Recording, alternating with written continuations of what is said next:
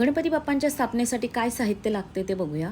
कलश, समई घ्यायची आहे, हळद, कुंकू, गुलाल, सिंदूर, अष्टगंध, कापसाची वस्त्र, जानवे जोड घ्यायचं आहे, बापांना बसण्यासाठी आसन, गुळ खोबऱ्याची वाटी घ्यायची आहे, अक्षता घेतल्यात,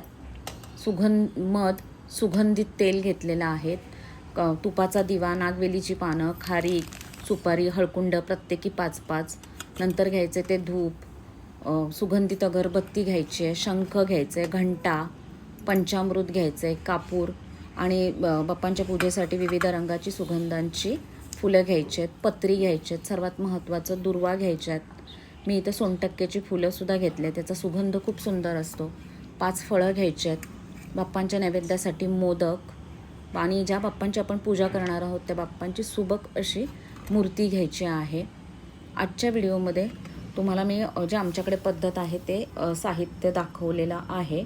याच्यामध्ये प्रांतानुसार भागानुसार याच्यामध्ये फरक पडू शकतो. तर जी आमच्याकडे पद्धत आहे ना ते तुम्हाला ह्या व्हिडिओमध्ये सर्व दिसत आहे.